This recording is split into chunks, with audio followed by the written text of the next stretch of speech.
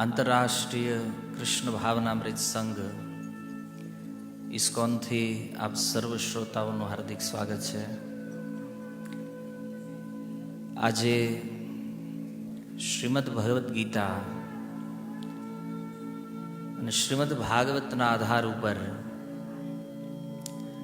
મનુષ્ય જીવનના અમુક તથ્યોને સમજવાનો પ્રયાસ કરીશું જેટલો સમય આપણી પાસે છે. સંસારની અંદર ચાર વસ્તુ કોમન માનવામાં આવે છે, જે હરેક વ્યક્તિમાં, હરેક દેશની અંદર, હરેક સ્થાનોમાં કોમન રીતે લાગુ પડતી હોય. ચાર વસ્તુઓ છે અને ચારેય વસ્તુ એની ઉપર જો તત્વતઃ કોઈ વ્યક્તિ વિચાર કરે તો એમાંથી જ્ઞાન પ્રાપ્ત કરી શકાય. તાત્વિક વસ્તુઓ ભગવદ્ ગીતાના અધ્યાય 13 અંદર ભગવાન શ્રી કૃષ્ણ કહે છે, હે અર્જુન, જન્મ મૃત્યુ જરા વ્યાધિ દુઃખ દોષાનું દર્શનમ. જન્મ, જરા એટલે કે વૃદ્ધાવસ્થા, વ્યાધિનો અર્થ છે રોગ, અને મૃત્યુ. આ ચાર વિષય જે છે એનું અનુદર્શનનો અર્થ છે એનું જો કોઈ વ્યક્તિ અવલોકન કરે તો નિશ્ચિત રૂપે એ વ્યક્તિ જ્ઞાનની નજીક પહોંચી જાય છે. અને આ જગતમાં હરેક વ્યક્તિઓની ઈચ્છા એવી છે કે જ્ઞાન પ્રાપ્ત કરવું છે. દરેક વ્યક્તિ જ્ઞાન લેવા ચાહે છે. કોઈ વ્યક્તિને પૂછવામાં આવે કે તમે કયા વિષયમાં મૂર્ખ રહેવાનું પસંદ કરશો, કોઈને આપણે પૂછીએ, તમને કોઈ મૂર્ખ ટાઇટલ આપે, ગમશે આપણને? આપણે વધારેમાં વધારે જ્ઞાન પ્રાપ્ત કરવાનો પ્રયાસ કરીએ છીએ. કોઈ એને નોલેજ કહે છે, જાણકારી એટલા માટે ભેગી કરીએ છીએ કારણ કે આપણે આપણું જીવન સારી રીતે જીવી શકાય. જો આપણી પાસે નોલેજ હોય તો આપણે સારો વ્યવહાર કરી શકીએ, સારી રીતે લોકો સાથે બિઝનેસ કરી શકાય. ઘણી બધી વસ્તુઓમાં આપણું જીવન સરળ બને એવો આપણે પ્રયાસ કરતા હોઈએ છીએ. અને શિક્ષણ તે એનો જ એક ભાગ છે. આજે હરેક વ્યક્તિની ઈચ્છા છે કે આપણું બાળક ભણે, નોલેજ પ્રાપ્ત કરે, દુનિયામાં સારી પોસ્ટ ઉપર જાય. શા માટે? કારણ કે મનુષ્ય સમાજની અંદર એ પોતાનું કંઈક સ્થાન બનાવે, કોઈક શ્રેષ્ઠતા ઉપર જાય એટલા માટે. પણ એક પ્રશ્ન પૂછવામાં આવે કે જેટલા લોકો આ નોલેજ ભેગું કરી રહ્યા છે, આ જ્ઞાન જ્યાંથી ત્યાંથી મેળવી રહ્યા છે, પણ એ જ્ઞાનથી કોઈ લાભ થાય છે ખરો? આ એક વિચારણીય વાત છે કે એ નોલેજથી આપણને લાભ શું પ્રાપ્ત થાય છે. માની લો આપણે મોટા ભાગે ગુજરાત સૌરાષ્ટ્ર વાળા લોકો હીરાથી જોડાયેલા હતા, કંઈક ટેક્સટાઇલ સાથે જોડાયેલા છે, અવનવા અનેક બિઝનેસ સાથે આપણે જોડાયેલા છીએ. નહોતી ખબર એ બિઝનેસનું જ્ઞાન આપણે પ્રાપ્ત કર્યું બધું. પણ આ બધું કર્યા પછી અંતે આનો ફાયદો શું છે? પ્રશ્ન યદિ કોઈને પૂછવામાં આવે કે તમે આખું જીવન જે કાંઈ કર્યું છે અથવા જે પ્રાપ્ત કર્યું છે તો એનો લાભ શું છે, અંતે એ જ્ઞાનનો શું લાભ છે? અને યદિ એ નોલેજ આપણને કોઈ નવી દિશા નથી આપી શકતું, કોઈ સારી વસ્તુ નથી સમજાવી શકતું, તો પછી એ નોલેજનો કોઈ અર્થ ખરો? જે આજીવન આપણે જ્ઞાન ભેગું કર્યું છે એનો કોઈ અર્થ છે? જે આ ચાર સમસ્યાઓમાંથી જો આપણને બહાર ન કાઢી શકતું હોય તો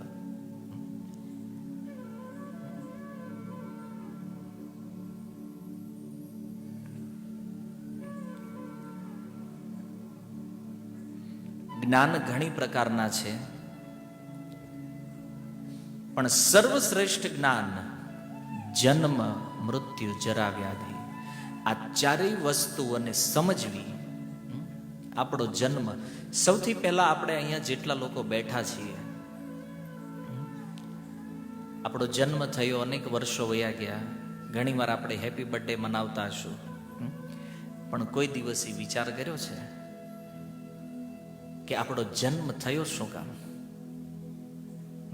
આ પૃથ્વી ઉપર આપણે આવ્યા શા માટે? અને પૃથ્વીઓમાં તે અનેક દેશ છે, એને શા માટે આપણો જન્મ ભારતમાં થયો છે? ભારતમાં અનેક રાજ્યો છે, તો એમાંથી ગુજરાતમાં કેમ? ગુજરાતમાં અનેક જિલ્લાઓ છે, એમાંથી કોઈ અમુક સેપરેટ જિલ્લાઓમાં કેમ? એના અમુક ગામડાઓમાં કેમ? અમુક સેપરેટ વ્યક્તિઓને આપણા માતા પિતા બતાવવામાં આવ્યા છે, અમુક લોકોને આપણા સંબંધીઓ. આ હરેક વસ્તુઓમાં એક વિચારી છે કે આ કોઈ વસ્તુની ચોઈસ મારી કે તમારી હતી નહીં. ચોઈસ કયા ઘરે જન્મ લેશું આપણે નક્કી કરીને આવ્યા. અને યદિ જન્મ ઉપર જો આપણી ચોઈસ હોત તો પછી અહીં થોડા આવે છે ટાટા, બિરલા, અંબાણી, આપણી ચોઈસ હોત તો. પણ આપણે તો અહીંયા આવ્યા 5 વર્ષના થયા ત્યારે ખબર પડી કે આ મારું ઘર છે, આ મારા પિતાજી છે, આ મારા સંબંધીઓ છે, ઓળખ થઈ. જન્મ ઉપર આપણો કોઈ કંટ્રોલ નથી. અપને આપ જન્મ થયો છે એના વિષયમાં આપણે જાણતા નથી. કેવલ એટલી જાણકારી છે કે વર્ષમાં એકવાર જ્યારે બર્થડે આવે ને ત્યારે આપણે સેલિબ્રેશન કરવાનું, સાથે પરિવાર, મિત્રો બધાને મળી હેપી બર્થડે ટુ યુ કરીએ છીએ. પણ અધ્યાત્મ જગતની અંદર જે લોકો બર્થડે મનાવે છે એને મૂર્ખ માનવામાં આવે છે. તમને થોડુંક સાંભળવામાં અજીબ લાગશે કે આવું કેમ ભાઈ, એને બર્થડે ઉજવવો એમાં શું પ્રોબ્લેમ છે? એમાં પ્રોબ્લેમ કાંઈ નથી, પણ એ ઉજવણી પાછળની આપણી જે માનસિકતા છે ને એમાં બહુ મોટો પ્રોબ્લેમ છે. માની લો કોઈના 20 વર્ષ થયા અને 20 વર્ષે જ્યારે એ કેક કાપતો હોય બહુ આનંદિત થઈને કે મારા 20 વર્ષ પૂરા થઈ ગયા, હવે હું યુવાન થયો છું, હવે હું મારી જાતે બધું કરીશ, એ ઉત્સાહમાં હોય. પણ એ બીજું તથ્ય વિચારતો નથી કે આ 20 વર્ષનો એ સમય છે, જે સમય એના જીવનમાંથી વયો ગયો છે, અને કદાચ અરબો રૂપિયાની સંપત્તિ આપી દેતોય એની એક ક્ષણય તે પાછી લાવી શકે એમ નથી. અને 20 વર્ષનો સરવાળો માંડે કે આ 20 વર્ષની અંદર મને જે વસ્તુ પ્રાપ્ત થઈ છે એ વસ્તુ મારા જીવનમાં ખરેખર કેટલી યોગ્ય છે, તો એ વ્યક્તિને ખબર પડશે કે આ 20 વર્ષની અંદર મેં મારો મોટા ભાગનો સમય જે છે વેસ્ટ કરી દીધો છે, ખાસ કરીને રમવામાં અથવા તો ભણવામાં. એનાથી આગળ કોઈના 50 વર્ષ પૂરા થયા હોય ને પોતાની બર્થડે મનાવતો હોય તો એણે વિચાર કરવો જોઈએ કે આ 50 વર્ષની અંદર મેં શું પ્રાપ્ત કર્યું છે. કમસે કમ એક પ્રશ્નનો ઉત્તર એ મને પ્રાપ્ત થયો કે મારો જન્મ શા માટે થયો છે. એક પ્રશ્ન પોતાની જાતને, એ આપણી પાસે નથી. જીવી રહ્યા છીએ આપણે, જન્મ તો થઈ ગયો છે, પણ જન્મના કારણને જાણવાનો આજ સુધી આપણે પ્રયાસ કર્યો નથી. અને નહીં કરવાનું કારણ છે કે આપણી પાસે સમય નથી, ટાઈમ નથી. આપણે એટલા બિઝી છીએ, અને ઓર સુરત જેવા શહેરોમાં આપણે આપણી લાઈફને એટલી બિઝી કરતા જઈએ છીએ કે અમુક સમયાંતરે જ્યારે અરીસાની સામે જઈને ઊભા રહીએ ને ત્યારે આપણને યાદ આવે, અથવા આપણા શરીરોમાં કંઈક ફેરફાર થવા માંડે ત્યારે આપણને ખબર પડે કે હું બુઢાપા બાજુ જઈ રહ્યો છું. ધીરે ધીરે મારી ઉંમર વધી રહી છે. કારણ કે સવારે 8 વાગ્યાથી ઓફિસે જવું ને રાત્રે 8 વાગે પાછા આવવું, એ ક્રમમાં તો આપણને ખબર જ નથી પડતી કે આપણું જીવન ક્યાં જાય છે. પણ આ તો જ્યારે માનો કે શરીર થાક અનુભવવા માંડે ત્યારે ખબર પડે કે બુઢાપો હવે રાહ જોઈ રહ્યો છે, વૃદ્ધાવસ્થા બાજુ આપણે સરકી રહ્યા છીએ ધીરે ધીરે. અને ક્યારેક ક્યારેક રોગોના વિષયમાં આપણે ટેકનોલોજી ઉપર વિશ્વાસ મૂક્યો, વિજ્ઞાન ઉપર. આમ તો વિજ્ઞાને ઘણા બધા ઇન્સ્ટ્રુમેન્ટ આપણને આપ્યા, સારા છે, જેવી રીતે માઇક સિસ્ટમ છે, મોબાઈલ, પ્લેન, આ બધું બન્યું. પણ એ વિજ્ઞાન ઉપર ભરોસો મૂકી અને આપણે એ વાતને સ્વીકાર કરી કે વિજ્ઞાન આપણને રોગોથી બચાવી લેશે. તમારી જાણ ખાતર એક વાત સમજવા જેવી છે, સામાન્યથી સામાન્ય રોગનો તે આજે નાશ નથી થયો. વિચારો, આપણી ત્રીજી પેઢીએ તે શરદી હતી, આજે છે. કેટલી હોસ્પિટલો નવી બની, કેટલી ટેકનોલોજીઓ આવી, દવાઓ આવી, છતાં શરદીમાં કોઈ ફેરફાર થયો નથી. શરદી છે આપણા દાદાને થતી હતી, આપણા પિતાજીને થઈ, આપણને થઈને આપણા બાળકોને થઈ રહી છે. તો દવાઓ રોગને થોડો સમય દબાવી શકે છે, દવાઓ, પણ એ રોગનો નાશ નથી કરી શકતી. સમજો,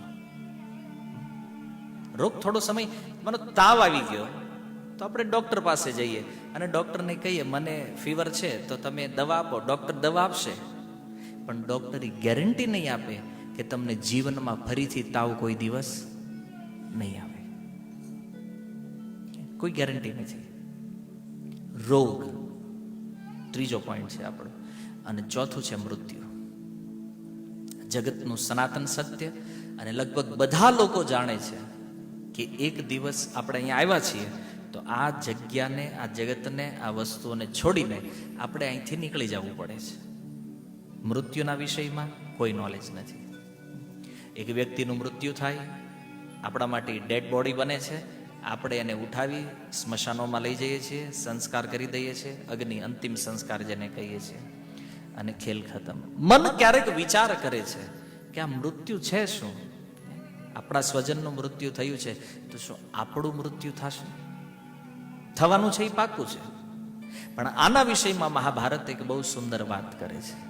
મહાભારતમાં એક પ્રસંગ છે કે જ્યારે પાંડવો વનવાસમાં હતા, હસ્તિનાપુરથી જ્યારે એમને પહેલી વાર વનમાં મોકલવામાં આવ્યા અને વનની અંદર પોતાની માતા કુંતી સાથે ભ્રમણ કરી રહ્યા હતા. આજનું જે વૃંદાવન છે ત્યાં એક વન છે જેનું નામ કામ્ય વન છે, અને એ વનની અંદર આ પાંડવો વિચરણ કરી રહ્યા હતા. એ સમયે એમની માતાને તરસ લાગી તો યુધિષ્ઠિર મહારાજે કીધું કે અહીંયાથી બાજુમાં કુંડ છે નાનો એવો, તમે ત્યાં જાઓ, ત્યાંથી તમને જળ પ્રાપ્ત થશે. એટલે સૌથી પહેલા ભીમને મોકલવામાં આવ્યા જળ લેવા માટે.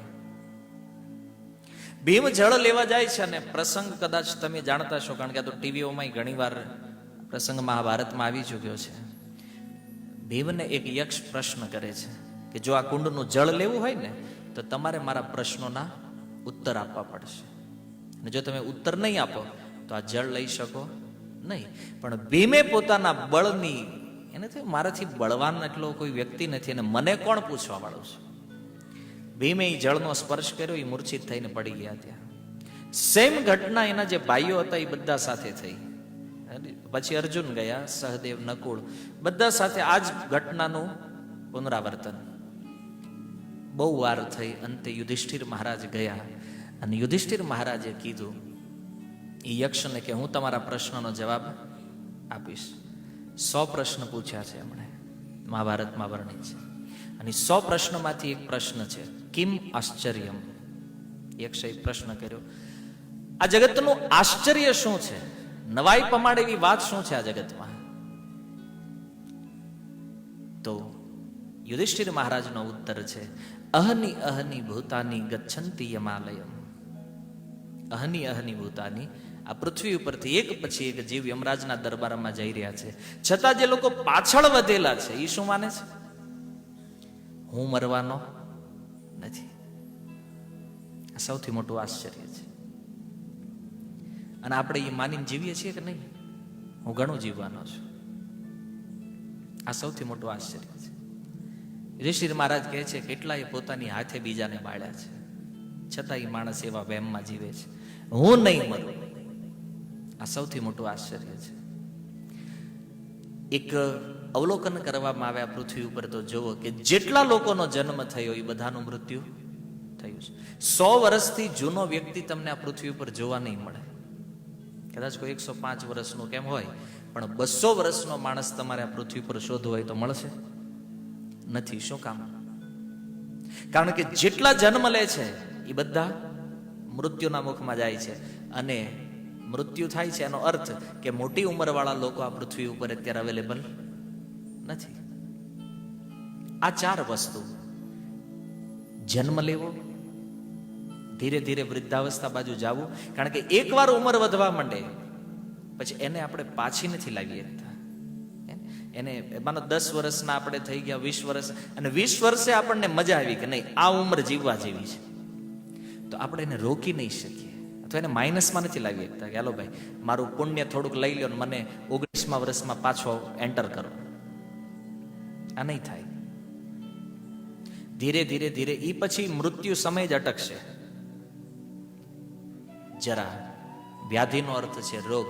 આ જગતમાં કોઈ વ્યક્તિ ગમે એટલું ધ્યાન રાખે પોતાના શરીરોનું, એને રોગ લાગુ પડશે પડશે અને 100% પડશે.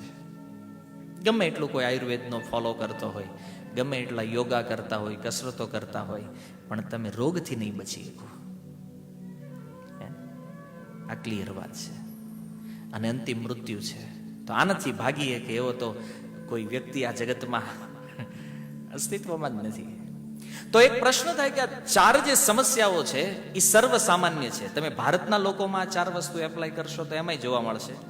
સેમ થિંગ અમેરિકાના લોકો ઉપર તમે એપ્લાય કરો તો એમાંય આ 4 વસ્તુ વિશ્વમાં જેટલા જીવાત્માઓ છે, મનુષ્ય હોય કે પશુઓ હોય, આ બધાની ઉપર આ 4 વસ્તુ લાગુ પડે સમાન રીતે.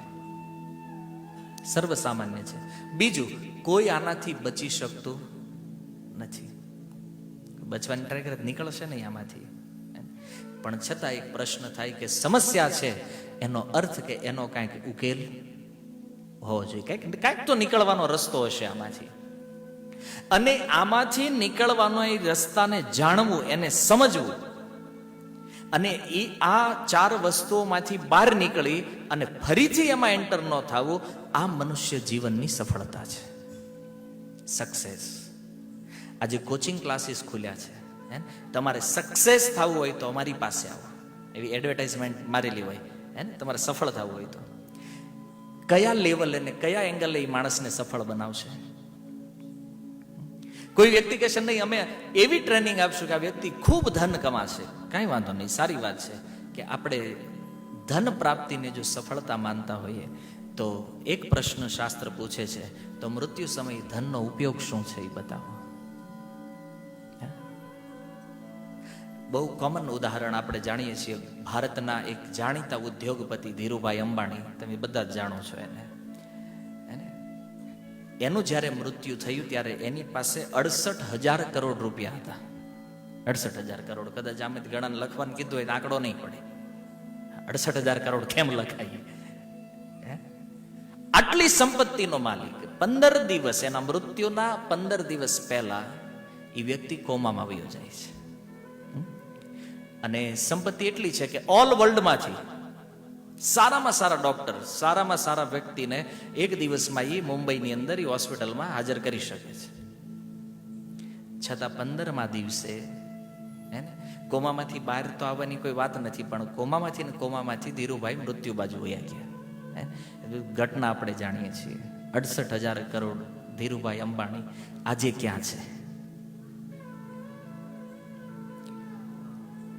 પ્રશ્ન વિચારણીય છે ને, ધીરુભાઈ ક્યાં છે આજે? ખબર નથી. મૃત્યુ એક પણ રૂપિયો એની 15 દિવસ કમસે કમ એને જે હોશમાં લાવવાનો પ્રયાસ થયો, પણ એક પણ રૂપિયો એમાં મદદ કરી શક્યો નહીં. સમજી લો, પૈસાના માટે ઘણું બધું આપણે સાંભળ્યું છે. પૈસા જીવન જીવવાનું સાધન છે. આપણો વ્યવહાર ચાલે એનાથી, આપણું પરિવારનું પાલન પોષણ થાય, બિઝનેસ, શરીર ચલાવવા માટે જરૂરી છે. પણ એ ધન જીવનનું લક્ષ્ય નથી. આજે તમે કોમન વસ્તુ જો આપણા સુરતની વાત લઈએ કે કોઈ વ્યક્તિ બહુ મહેનત કરે છે, તમે એને પૂછો કે આ તમે આટલું બધું કમાવ શા માટે? તો ખાવા માટે, સારું ખાવા મળે, મારા પરિવારને સારું ખવડાવી શકીએ, હવે ખાવા માટે. ઓકે, પછી આપણે એને પૂછીએ તમે ખાવ છો? ટિફિન સવારે બની ગયું હોય, બપોરે આપણી ઓફિસે પહોંચે, 1 વાગે આપણે લંચમાં એ બરાબર ખાઈએ છીએ.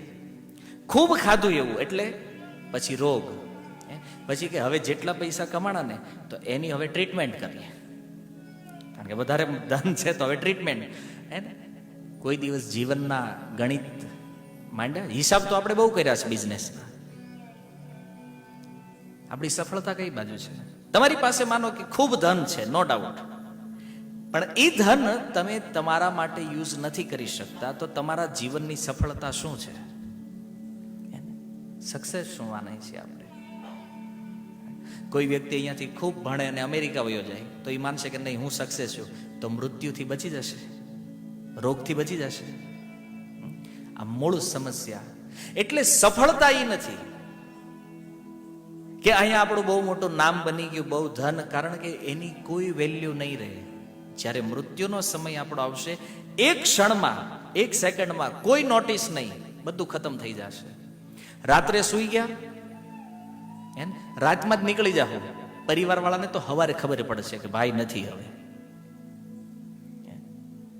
જે શરીરને આપણું માનતા હતા એ આઈનાને પડ્યું રહેશે, જે પરિવારને આપણું માનતા હતા એ સાઈડ થઈ જશે, જે સંપત્તિ ઉપર દાવો કરતા હતા એક ક્ષણમાં કોઈ બીજાની થઈ જાય.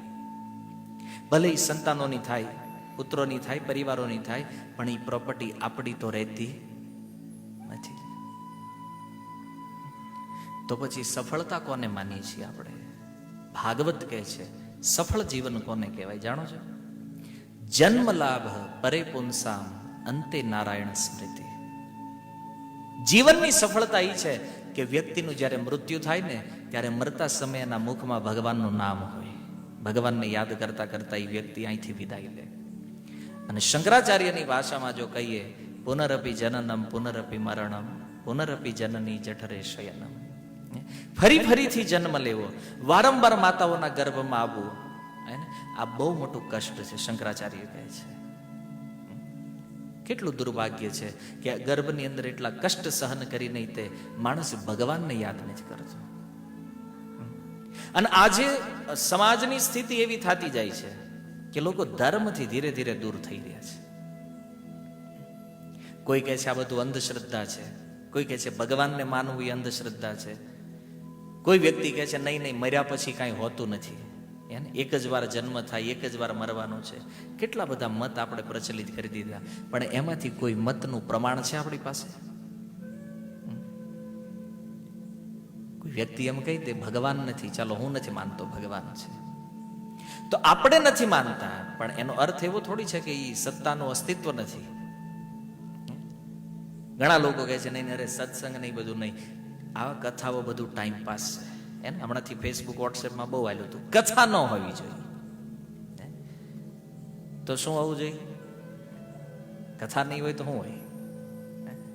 કારણ એ છે કે દુનિયાની કોઈ પણ કિતાબ પકડી લ્યો, કોઈ પણ ટેક્સ્ટ બુક ઉઠાવી લ્યો, આ 4 વસ્તુનું સમાધાન તમને વૈદિક ગ્રંથો સિવાય ક્યાંય પ્રાપ્ત નહીં થઈ શકે. 4 સમસ્યા, જન્મ મરણ જરા વ્યાધિ સમસ્યાઓ છે. એટલે નિશ્ચિત આમાંથી બહાર નીકળવાનું છે. કેમ? એકવાર આપણો જન્મ થઈ ગયો છે, હવે અહીંયા કામ એવું કરવાનું છે કે ફરીથી આપણો જન્મ થાય નહીં, રિપીટ આઈ ન આવવું પડે. એકવાર મૃત્યુ પછી ફરીથી ક્યારેય મરવાનું નહીં. આવી લાઈફ પસંદ આવશે તમને? આ લાઈફ ગમશે કે નહીં? કે જ્યાં એક જ વાર જન્મ, એક વાર જન્મી લીધું તો ફરીને જન્મ નહીં થાય, અને એક વાર જો મરી ગયા તો ફરીથી મરવાનું નહીં આવે. બધાને ગમશે સનાતન સુખ, સનાતન જીવન, જેમાં ઓફિસે જવાનું નહીં હોય. પહેલી વાત, એવી લાઈફ ગમે? કોઈ બિઝનેસ નહીં, ખાઈ પીને ખાલી જલસા કરવાના, અને રોગ નહીં આવે, કોઈ દવાખાનું નહીં, શરીર કોઈ દિવસ વૃદ્ધ નહીં થાય, અને મૃત્યુ નહીં આવે કોઈ દિવસ. આવું જીવન ગમશે? તો આવો એની ચર્ચા કરીએ. હવે એ કેવી રીતે પ્રાપ્ત થાય? હા, પહેલા આપણે ચર્ચા કરી જે આપણી પાસે છે અહીંયા અત્યારે, એમાં 4 સમસ્યાઓ છે: જન્મ, મૃત્યુ, જરા, વ્યાધિ. અને હવેની જે ચર્ચા આપણે કરીએ છીએ, એક એવું સ્થાન, એક એવી જગ્યા, એક એવી વાત, એક એવી પ્રોસેસ કે જેમાં કોઈ દિવસ વ્યક્તિ આ જન્મ મરણના પ્રવાહને સ્પર્શ નહીં કરે, ક્યારેય મુક્ત થશે આનાથી. અને આ મનુષ્ય જીવન છે ને એટલા માટે મળ્યું છે કે પોતાના સ્વરૂપને સમજી અને અહીંથી બહાર આ સમસ્યાઓમાંથી નીકળવા માટે. આ જીવનનો મેન ઉદ્દેશ એ છે. પણ આપણે આ મનુષ્ય જીવન આરે છેડછાડ શું કરી છે? આને આપણે બીજા 4 કામમાં લગાડી દીધું છે: આહાર, નિદ્રા, ભય અને મૈથુન. આહાર, ખાવું, સવારથી લઈને રાત સુધી ખાવાના વિચારો, મને સારું ખાવાનું ક્યાં મળશે. ખાઈ લીધું પછી આહાર, નિદ્રા, તો હુઈ જાઓ. ભયથી રક્ષા કરવા માટે સુંદર મકાનો બનાવી દીધા, ઠંડી, ગરમી, તાપ આનાથી બચવા માટે. અને મૈથુન પોતાની જેવા જ અન્ય જીવોને ઉત્પન્ન કરી દીધા, યાને સંતાન પ્રાપ્તિ કરી મૈથુન. આ 4 કામમાં આપણું જીવન પાર થઈ જાય છે. આ 4 સિવાય 5મું આપણે કાંઈ કરતા નથી. મનુષ્યએ આ 4 કામમાં જીવન વેડફવું ન જોઈએ. હા, મનુષ્ય સિવાયના જે બીજા અન્ય જીવો છે એ આ કરશે. જેવી રીતે તમે ગાય જોશો કે જે પશુ પક્ષીઓ છે, એના જીવનમાં આ 4 એક્ટિવિટી હોય: ખાવાનું, સુવાનું, ભયથી રક્ષા કરવાની અને સંતાન પ્રાપ્તિ. આ કોમન વસ્તુ છે મનુષ્યમાંય તે અને પશુઓમાંય તે. પણ છતાં મહાભારત એવું કહે છે કે ધર્મો હિ એકો અધિક વિશેષ. મનુષ્યની અંદર એક એક્સ્ટ્રા ફીચર્સ જે આપવામાં આવ્યું છે પ્રકૃતિ દ્વારા, એ છે ધર્મ. મનુષ્ય એ પ્રશ્ન કરી શકે કે આમાંથી બચવાનો ઉપાય શું છે, કેવી રીતે હું અહીંથી બહાર નીકળી શકું, જ્યારે પેલા પશુઓ એ ઉપાયનો વિષયમાં કોઈ જિજ્ઞાસા કરી શકતા નથી. આ આટલો બેનિફિટ છે આ મનુષ્ય જીવનનો. પણ આપણે જો એ 4 જ વસ્તુઓમાં જીવન વેડફી નાખશું તો આપણામાં ને પશુઓમાં કોઈ અંતર નથી. આ મહાભારત કહે છે, આહાર નિદ્રા ભય મૈથુનમ ચ સામાન્ય એતત પશુભીર નરાણામ. વેદવ્યાસજી લખે છે કે આહાર, નિદ્રા, ભય અને મૈથુન જો આ 4 જ કાર્ય કરવા હોય તો મનુષ્યમાં ને પશુઓમાં કોઈ ભેદ નથી. પણ આનાથી આગળ કોઈ એક્સ્ટ્રા વસ્તુ યદી જાણવી હોય તો મનુષ્ય શ્રેષ્ઠ શા માટે છે બીજા કરતા? શ્રેષ્ઠ મનુષ્ય એટલા માટે છે કારણ કે એમાં એક વસ્તુ વધારે છે એક્સ્ટ્રા, અને છે ધર્મ. ધર્મો હિ એકો અધિક વિશેષ. એક વિશેષ વસ્તુ મનુષ્યમાં છે, એ ધર્મ છે. અને એટલા માટે ધર્મના વિષયમાં જાણવું આપણા માટે બહુ જરૂરી છે.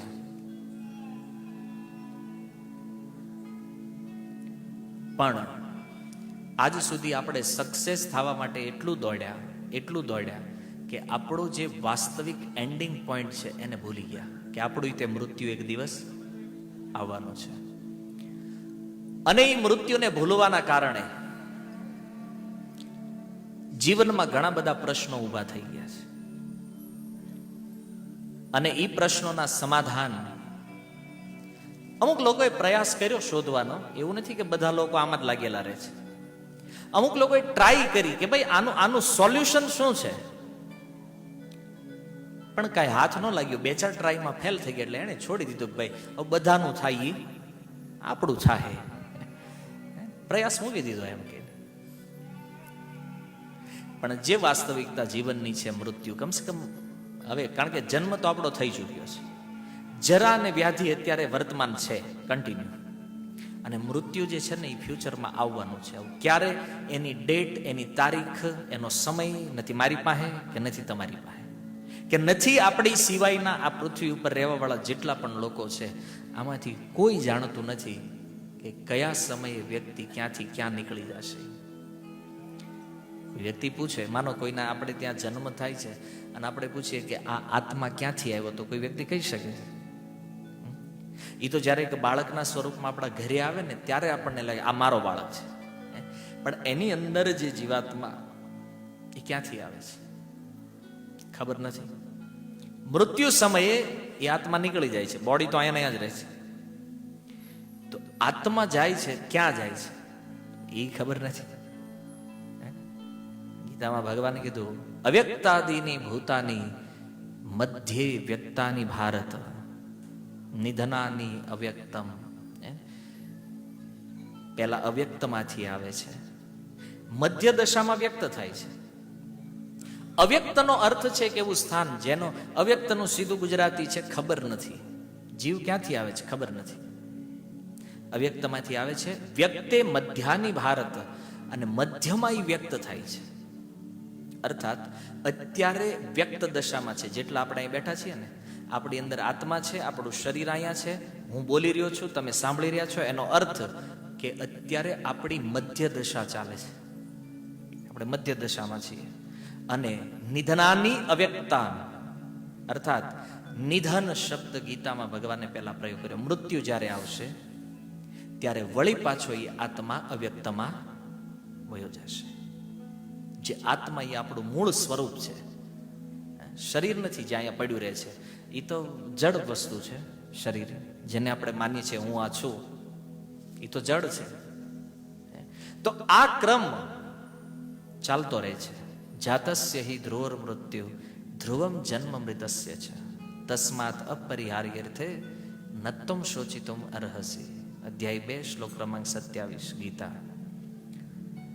ભગવાન કહે છે અર્જુન, જાતસ્ય હિ ધ્રુવર મૃત્યુ, જે જન્મ લે છે એનું મૃત્યુ નિશ્ચિત છે, અને જેનું મૃત્યુ થાય છે એનો પાછો જન્મ તે નિશ્ચિત છે. ઘણા લોકો પુનર્જન્મમાં નથી માનતા હોતા. જ્યાં કોઈ વ્યક્તિ પુનર્જન્મમાં ડાઉટ હોય એવું ન માનતા હોય કે ભાઈ ફરીથી જન્મ થતો જ નથી, કોઈ નથી. તમે બધા માનો છો પુનર્જન્મને? તો સારી વાત છે. માનો છો તો પછી એનું ડિસ્કશનનો કોઈ અર્થ નથી ને. નહીતર એક પ્રમાણ છે. યદી કદાચ તમારે કોઈ વ્યક્તિ એવો મળી જાય ભાઈ કહેતો કે હું નેક્સ્ટ બર્થ, મને રીબર્થ રીઇન્કાર્નેશનમાં નથી માનતા, તો એને સમજાવી શકાય કે જન્મની જે અસમાનતાઓ છે, અત્યારે એક જ સમયે એક જ ચોઘડિયામાં એક જ મુહૂર્તમાં 3 બાળકો જન્મ લે છે. એક ઝૂંપડીમાં જન્મે છે, ઝૂંપડપટ્ટીમાં એકદમ, એક મીડિયમ ફેમિલીમાં આવે છે, અને એક એકદમ હાઈલી રીચ ફેમિલીમાં જાય છે. 3 બાળક, એક સેકન્ડનો ફરક નથી આના જન્મમાં. 3 બાળકોનો જન્મ છે. તો કહી શકાય કે એક બાળક જે છે, જે ગરીબ ફેમિલીમાં જેનો જન્મ થયો છે, એ ત્યાં કેમ છે? જેને જન્મતાની સાથે ખાવાના ફાફા છે, કપડાય નથી પૂરતા, એને એ આગળ કઈ રીતે મોટો થશે એનું કોઈ ફ્યુચર નથી એની પાસે. એક બાળક.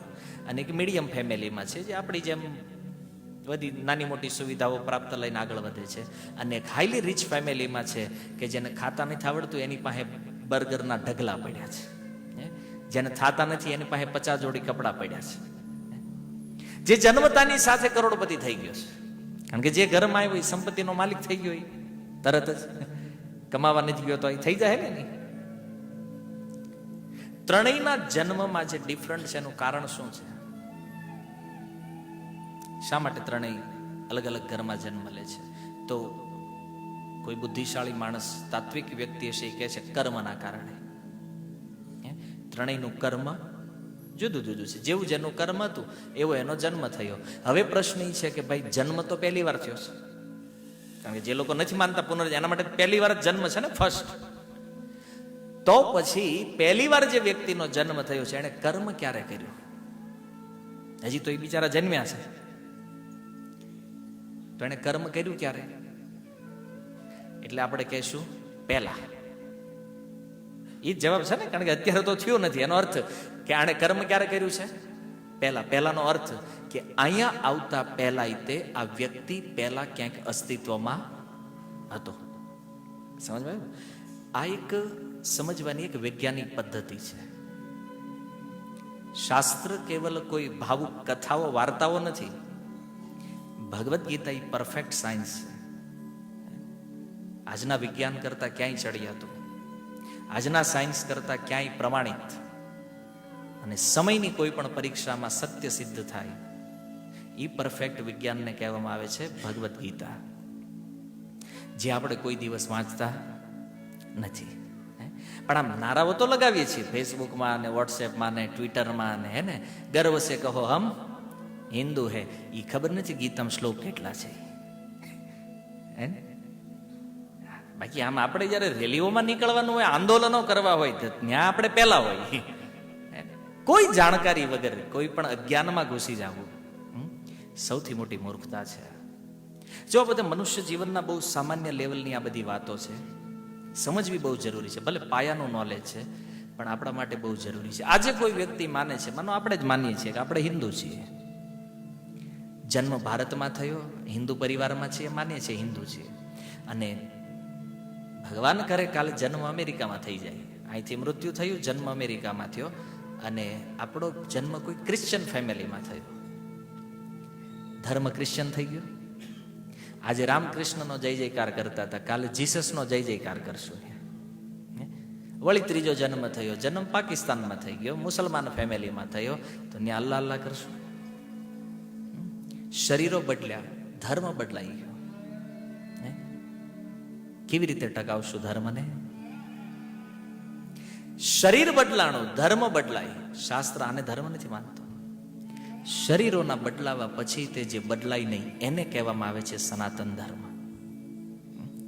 આજ ભારતના 125 કરોડ લોકો છે. મુસલમાન ક્રિશ્ચનને બાદ કરીને 80-90 કરોડ તો હશે ને હિન્દુઓ. અને એ હિન્દુઓને જઈને પૂછો સનાતનની વ્યાખ્યા આપો, નથી ખબર.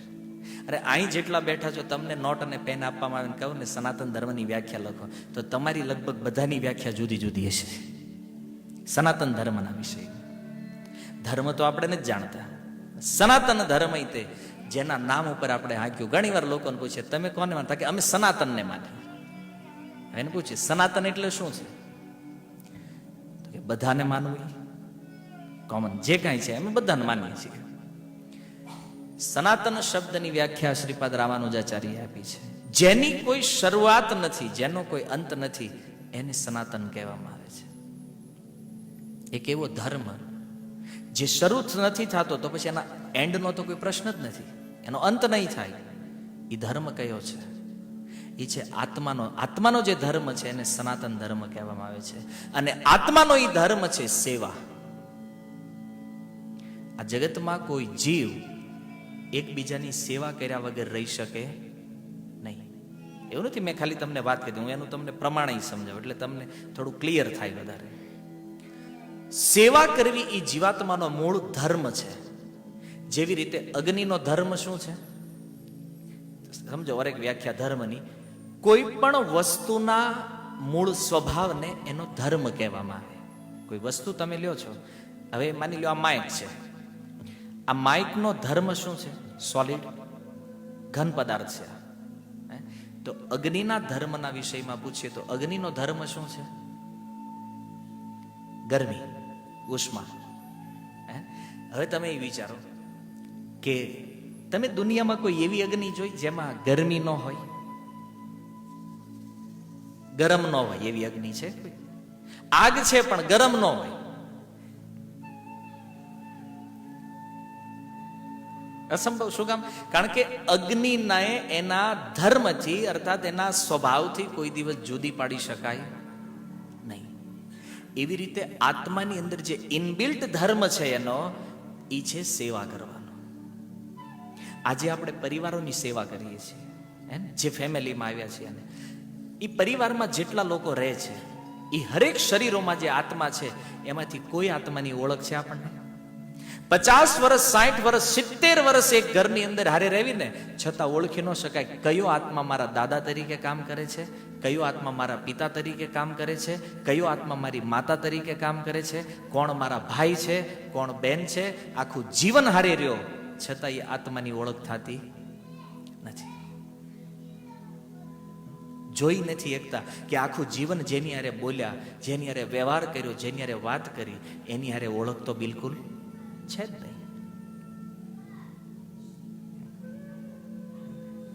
નથી ઓળખાણ. આપણે તો મૂળ વાત કે સેવા કરીએ છીએ છતાં એ પરિવારની કોઈ ઓળખાણ નથી, છતાં આજીવન એના માટે રળીએ છીએ જ નહીં. માણસને ખાવા જોઈએ 4 રોટલી 1 ટક, છતાં આટલી બધી જે મહેનત આપણે કરીએ છીએ કોના માટે કરીએ છીએ? એ પરિવાર માટે, એને સુખી કરવા માટે. એવા વ્યક્તિનું સુખ કે જેને આપણે ઓળખતા, એના શરીરને ઓળખીએ છીએ બહારથી, છતાં સેવા કરીએ છીએ. શું કામ કરીએ છીએ? કારણ કે એ ઓલો આત્માનો અંદરનો ઇટરનલ ધર્મ છે, જે આંતરિક સ્વભાવ છે, એના કારણે સેવા થઈ રહી છે. અને કોઈ માણસમાં આ ધર્મ જ્યારે વધે ત્યારે શું કરે? સોસાયટીની સેવા કરે. એક સોસાયટીમાં પ્રમુખ હોય ને, આખી સોસાયટીની સેવા કરતા હોય, એનાથી કોઈ માણસને સેવાની ભાવના વધે તો એ એરિયાનો સેવક બને એટલે કોર્પોરેટર થઈ જાય. એનાથી ઉપર કોઈ જાહે તો એ પછી ધારાસભ્ય બની જાય, MLA થાય. એનાથી ઉપર કોઈ મુખ્યમંત્રી, વડાપ્રધાન, દેશ લેવલે, વિશ્વ લેવલે, તે હરેક વ્યક્તિ સેવામાં લાગ્યો છે. આ જગતમાં તમે અવલોકન કરવા નીકળશો ને સેવાનો, તો એક વ્યક્તિ એવો નહીં મળે કે જે સેવા બીજાની ન કરતો હોય. એનો અર્થ કે સેવા કરવી એ જીવનો મૂળ ધર્મ છે, અને સેવા વગર એને ક્યારેય રાખી શકાય નહીં. હવે હિન્દુઓ એના ફેમિલીની સેવા કરે તો મુસલમાન નથી કરતા, ક્રિશ્ચનો નથી કરતા. હરેક જીવ કોઈની કોઈની સેવામાં લાગેલો છે. કારણ શું છે? કે એનો મૂળ ધર્મ છે સેવા કરવી.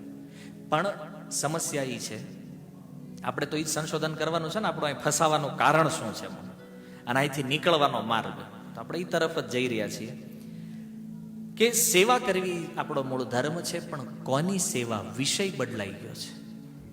આપણી પાસે બે વિષયો છે, એક માયા છે અને એક ભગવાન છે. હવે નક્કી આપણે કરવાનું છે, સેવા માયાની કરવી છે કે ભગવાનની કરવી છે. જો માયાની ચોઈસ કરશો તો ભગવાન આપને આપ છૂટી જશે, અને જો ભગવાનની ચોઈસ કરશો તો માયા આપને આપ છૂટી જાય. બેયની નહીં થાય એ ઘરે. કોઈને એવું હોય કે આપણે બે હારે હાંકવું છે, એ પોસિબલ જ નથી. કારણ કે બેમાંથી એક, યા તો ભગવાનને પકડો યા તો માયાને પકડવાની જરૂર નથી. ભગવાનને છોડો એટલે ઓલી માયા આપને આપ પકડી લે, કારણ કે ત્રીજો કોઈ ઓપ્શન જ નથી. એટલા માટે કોઈ પણ વ્યક્તિ આ જગતમાં જે સુખી થવા માંગે છે એ ભગવાનને શરણાગત થયા વગર કોઈ સુખી થઈ શકે નહીં. એક પ્રશ્ન થાય, શું કામ? કારણ માત્ર એટલું છે કે સુખનું મૂળ જે છે એ ભગવાન છે. આ ફોકસમાં જે લાઇટ આવી રહી છે એનું કારણ શું છે? પ્લગમાં પાવર આપેલો છે, અને પાવરનું મૂળ કોણ છે? પાવર હાઉસ, જ્યાંથી પાવર આવી રહ્યો છે, જ્યાંથી થોડી એવી લાઇટ આપણને મળી રહી છે. આપણે પાવર હાઉસનો બધો પાવર નથી ઉઠાવ્યો, થોડો એવો પાવર લીધો છે. એમ મૂળ પાવર હાઉસ આખા સિટીને પાવર સપ્લાય કરે છે જરૂરિયાત પ્રમાણે. એમ ભગવાન જ એકમાત્ર વ્યક્તિ છે જે આ જગતમાં જીવાત્માઓની રિક્વાયરમેન્ટ પ્રમાણે એને સુખી કરી શકે છે. અપને આપ કોઈ વ્યક્તિ સુખી થઈ શકે? માનો આ ફોકસને 15 વર્ષ અહીં ઉભો રાખ્યું તો એમાં પ્રકાશ આવે? લાઇટ, ઇલેક્ટ્રિસિટી આરે કનેક્શન જ્યાં સુધી નહીં આપો ત્યાં સુધી આમાંથી પ્રકાશ નીકળતો નથી.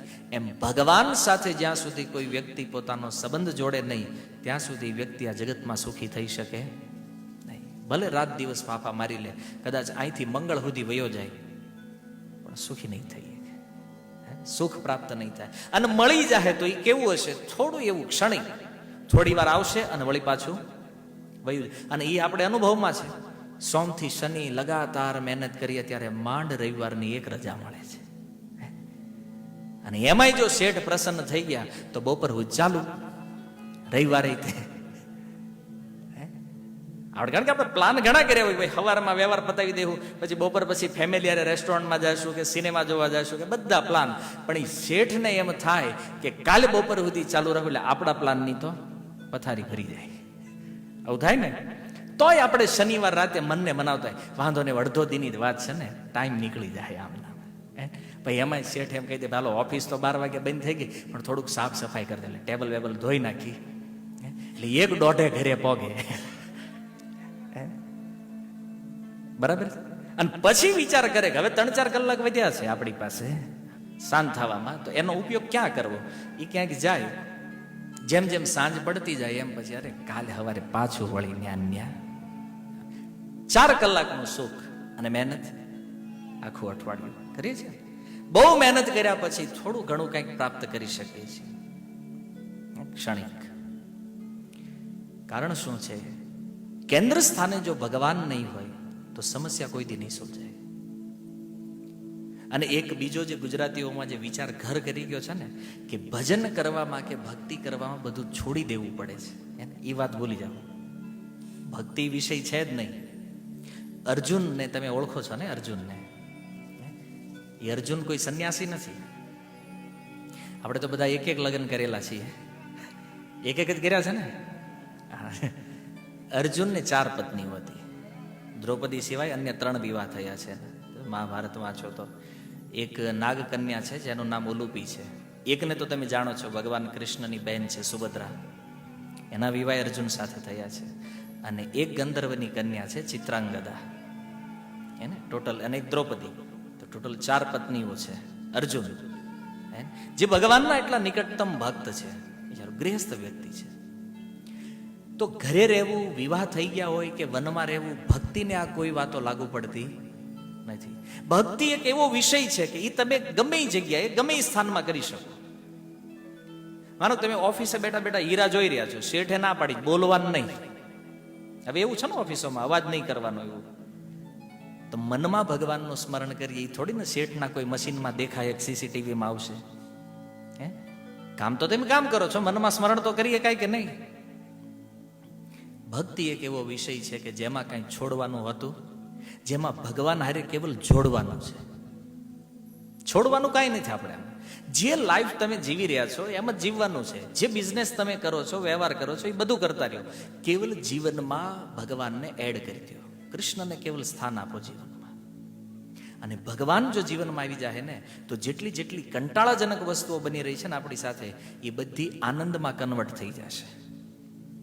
સુખ, કારણ કે સુખ હારે કનેક્શન જોડાય તો જ હરેક વસ્તુમાં સુખ આવે ને. કનેક્શન મૂળ જગ્યાએ જોડવાની જરૂર છે. અને કળિયુગની અંદર તમે બહુ બધી વાતો સાંભળી હશે કે ભાઈ યોગ કરવા, ધ્યાન કરવા, ને તપસ્યાઓ ને આ ને તે અનેક સાધનો લોકો બતાવે છે. કારણ કે આજ ધર્મની તે એડવર્ટાઇઝમેન્ટ બહુ મોટી થઈ રહી છે, હે ને. પણ તમે જાણો ખાલી મૂળ શાસ્ત્રો દ્વારા કે શ્રીમદ ભાગવતમ ભક્તિ કોને કહે છે? કળિયુગમાં એક જ ભક્તિ છે, અને એ છે ભગવાનના નામનું કીર્તન, જે આપણે આ પ્રવચન પહેલા થોડી વાર કર્યું, પણ તમે ન કર્યું. નવા નવા છો તમે, તે પહેલી વાર, એટલે આમ ઘડીકમાં તો કેમ મેળ બેસી જાય આપણો. કળિયુગમાં એક જ ભક્તિ છે, અને એ છે ભગવાનના નામનું કીર્તન. શાસ્ત્રમાં આ જ લખ્યું છે. શ્રીમદ ભાગવતમના 12મા સ્કંદના 3જા અધ્યાયનો અંતિમ શ્લોક સુખદેવ ગોસ્વામી કહી રહ્યા છે પરીક્ષિત મહારાજને, કલેર દોષે નિધે રાજન અસ્તિ એકો મહાન ગુણ. હે રાજન સાંભળે, કલેર દોષે નિધે રાજન, કળિયુગમાં એક બહુ મહાન દોષ છે, અને અનેક દોષોથી ભરેલો આ યુગ એટલે કળિયુગ. અસ્તિ એકો મહાન ગુણ, પણ એમાં એક સારો ગુણ છે. અને સારો ગુણ શું છે ખબર? કીર્તના દેવ કૃષ્ણસ્ય મુક્ત સંગ પરમ રજેત. આ જગતમાં કોઈ વ્યક્તિને મુક્ત થવું હોય તો એણે માત્ર કૃષ્ણનું કીર્તન કરે તો એ વ્યક્તિ અહીંથી મુક્ત થઈ જાય. સ્પષ્ટ આ લખ્યું છે ભાગવતમાં, કીર્તના દેવ કૃષ્ણસ્ય. શું કામ? કદાચ સુખદેવ ગોસ્વામીની ખબર છે કે ભગવાન હાટું થઈને તે આ કળિયુગ વાળા ડખે ચડવાના, એ પાકું છે. કારણ કે ઓલો કે ના હું આને માનું છું, ઓલો કે હું આને. સુખદેવજીએ બધાના ઝઘડાનું સમાધાન કરી દીધું. ભાગવતમાં કોમન શબ્દ લખી દીધો, કીર્તના દેવ કૃષ્ણસ્ય. કૃષ્ણનું કીર્તન જીવને અહીંથી મુક્ત કરશે. રામચરિત માનસમાં ગોસ્વામી કલિયુગ કેવલ નામ આધારા એક ચોપાઈ છે, અને તમે બહુ વાર સાંભળી હશે. કલિયુગની અંદર એક જ ભક્તિ છે, એ છે ભગવાનનું નામ, બીજું કોઈ નથી. અને કળિયુગમાં વિશેષ સ્વામીજી કહે છે, ચારો જુગ ચહુ નામ પ્રભાવ, કલી વિશેષ નહીં આનો પાવ. ચારે યુગોની અંદર નામની મહિમા છે, પણ કળિયુગમાં વિશેષ રૂપથી આ નામ કામ કરે છે. કોઈ તમને કહેતું એક ધ્યાન કળિયુગમાં સંભવ જ નથી. આ તો આપણે ધ્યાન શિબિરોમાં જઈ ત્યાં ઊંઘી જાય ફર્સ્ટ ક્લાસ, ઘરે ન ઊંઘી એકતા હોય, ત્યાં ઊંઘ હારી એટલે એમ થાય કે વાહ ધ્યાનમાં મોજ આવી ગઈ. ગાઢ નિદ્રા લઈ લો ઘરે, એમનામ ધ્યાન થઈ જાય. તપસ્યા 1 કલાક સત્સંગમાં હખણા ન બેઠા, આપણે ઘડી ગાણી પાસે પગ હલાવતા હોય, ઘડી ગાણી પાસે હલાવતા હોય. તપ થાય આપણી. કીધું એકાદશી નિર્જળા કરવાની તો કે ઈ રેવા દેવા. રોજ જેટલું ન ખાતા હોય ને એટલું તેદી ઉપાડી જાય છે આપણે એકાદશી. અને તપસ્યાની વાતો કરી, અમુક લોકો તપ કરો. કોઈ સાધન ભલે ટ્રાય કરીએ પણ થાય એમ નથી, કારણ કે યુગનો ઈ પ્રભાવ છે. કળિયુગનો યુગ ધર્મ છે નામ સંકીર્તન. સમજમાં આવ્યું? એટલા માટે શાસ્ત્રોમાં બહુ પ્રમાણો છે. આ તો આપણી પાસે સમય લિમિટેશન છે, પણ કોઈ પણ શાસ્ત્ર વૈદિક ઉઠાવીને જોવો, ભગવદ્ ગીતાથી લઈને 4 વેદ સુધી, કળિયુગની અંદર એક જ ભક્તિનું વર્ણન છે, ને એ છે ભગવાનનું નામ કીર્તન. આ તો લખાણની વાત થઈ. પ્રેક્ટિકલ રૂપમાં યદી જોવો તો આજથી 400 વર્ષ પહેલા મીરાબાઈ, નરસિંહ મહેતા, 400 વર્ષનો ઇતિહાસ છે આપણાથી આગળ. આ નરસિંહ મહેતા એ છે જેણે 52 વખત ગુજરાતમાં જુનાગઢમાં ભગવાન દ્વારકાધીશને પ્રગટ કર્યા છે. એક વારની વાત નથી, 52 વખત. તો એ પ્રમાણ છે, પ્રેક્ટિકલ છે. અને જો નરસિંહ મહેતાએ કઈ ધ્યાન યોગ શિબિર કે આવું બધું કર્યું નહોતું, ત્યાં યોગ સાધના શિબિર કુંડલીની શક્તિ જાગૃત શિબિર. મહેતા નરસિંહ બિચારા એ હાથમાં કરતાલ લઈને ભગવાનનું નામ કીર્તન. મારવાડ આપણી બાજુમાં છે મીરાબાઈ, કેવલ ભગવાનનું નામ સંકીર્તન. અને મહારાષ્ટ્રમાં અનેક, આપણી આસપાસમાં અનેક. ટૂંકો ઇતિહાસ યદી જુઓ, 100 વર્ષ પહેલાના ભક્તોમાં ગંગા સતી પ્રસિદ્ધ ભક્ત છે ગુજરાતથી.